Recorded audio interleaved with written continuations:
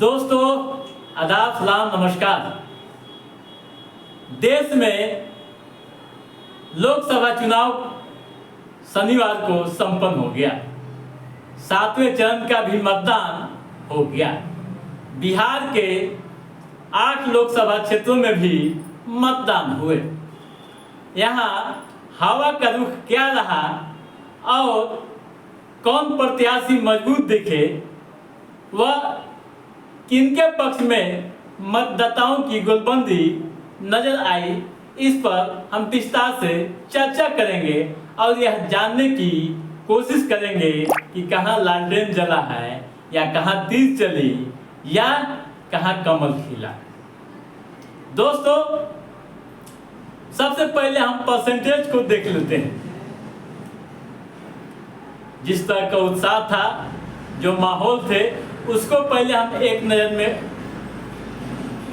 देख लेते हैं। दोस्तों 5 बजे तक के जो आंकड़े निर्वाचन विभाग ने जारी किया है, इलेक्शन कमीशन ने, उसके अनुसार पाटलिपुत्रा में 56.86% मतदाताओं ने वोट डाले, सबसे बेहतर रहा यहाँ का।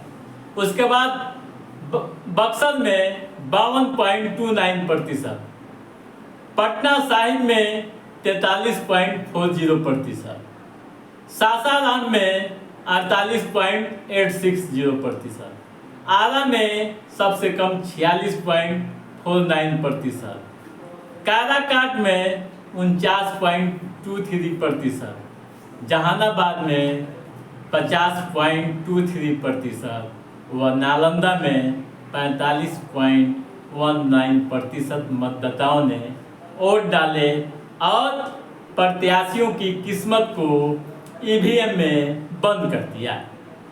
इसके बाद 4 जून को काउंटिंग होगी। अब आइए ये देखते हैं लोकसभावार कहाँ कौन प्रत्याशी मजबूत नजर आए।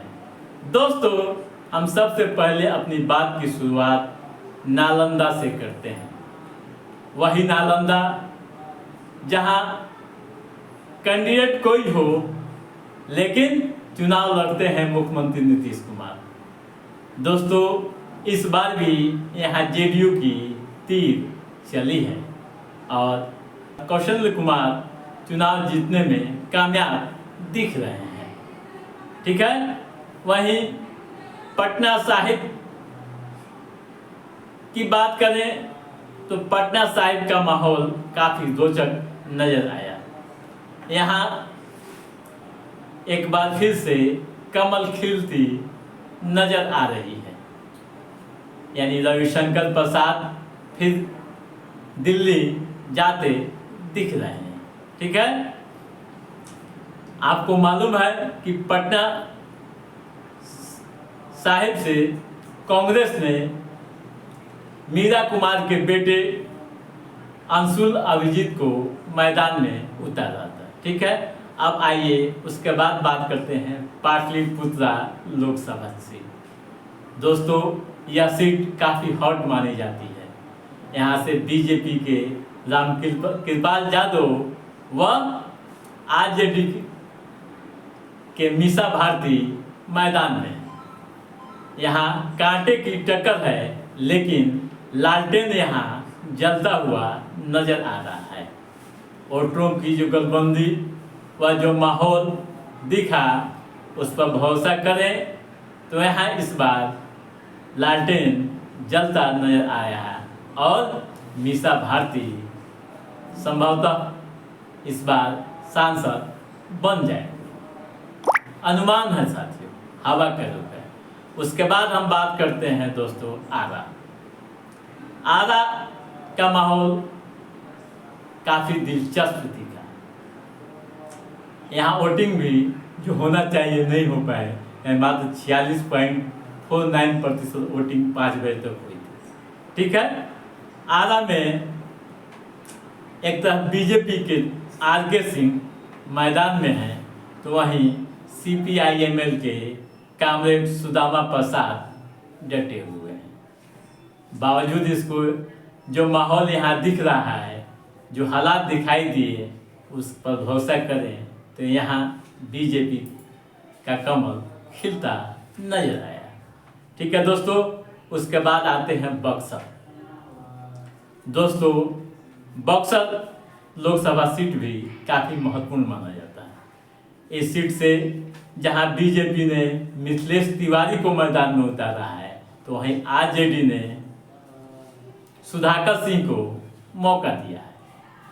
सुधाकर सिंह की भी छवि साफ सुथरी रही और यहाँ आरजेडी मजबूत स्थिति में दिख रही है। यूँ कहें कि यहाँ लालटेन जल सकता है। ठीक है, अब आइए सासाराम। दोस्तों, सासाराम में दोनों नए चेहरे हैं। बीजेपी ने शिवेश राम को मैदान में उतारा है, जबकि कांग्रेस ने मनोज कुमार। यहाँ कुछ हद तक कांग्रेस मजबूत स्थिति में नजर आती दिखी। ठीक है, अब आइए चलते हैं काराकाट। दोस्तों, काराकाट की लड़ाई हंसी हुई नजर आ रही है। यहाँ त्रिकोणीय मुकाबला है। एक तरफ निर्दलीय पवन सिंह है, तो दूसरी तरफ उपेंद्र कुशवाहा है और तीसरी तरफ CPI-ML के राजाराम सिंह। यहाँ त्रिकोणीय मुकाबला है और कांटे की टक्कर है। कौन जीतेगा और कौन हारेगा यह कहना बड़ा मुश्किल है।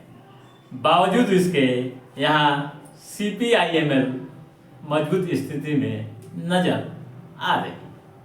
ठीक है, उसके बाद चलते हैं दोस्तों जहानाबाद।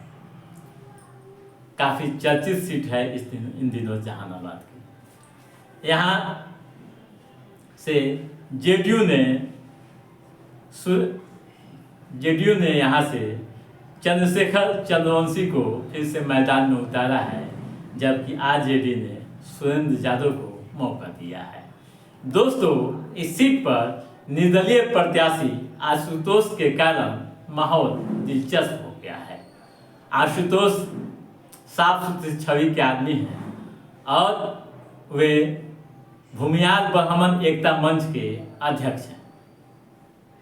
इस सीट को कई मायनों में महत्वपूर्ण माना जा रहा है। यहाँ जादव व भूमिहार सबसे अधिक मतदाता है और भूमिहार निर्दलीय प्रत्याशी होने के कारण माहौल काफ़ी दिलचस्प दिख रहा है। बावजूद इसके यूँ कहें कि इस सीट पर आरजेडी मजबूत स्थिति में नजर आ रही है। दोस्तों, वैसे तो 4 जून को ही क्लियर होगा कि कहाँ कमल खिला, कहाँ जेडीयू की तीर चली और कहाँ लालटेन चला या कहाँ हाथ दिखा इन पंजा। ये तो 4 जून को ही स्पष्ट हो पाएगा, लेकिन यह अनुमानित खबर है। माहौल के ऊपर आप तक इसे पहुंचाया गया है। तो दोस्तों, आज के इस एपिसोड में बस इतना ही। हमारा ये एपिसोड कैसा लगा आप लाइक और कमेंट करके हमें ज़रूर बताइएगा। यदि आपने हमारे चैनल को सब्सक्राइब नहीं किया है तो सब्सक्राइब भी कीजिएगा, ताकि पॉलिटिकल गतिविधियों से संबंधित जो भी अप टू डेट है उसे हम समय समय पर आपके बीच पहुंचाते रहेंगे। तब तक आप अपने दोस्त को दीजिए इजाज़त।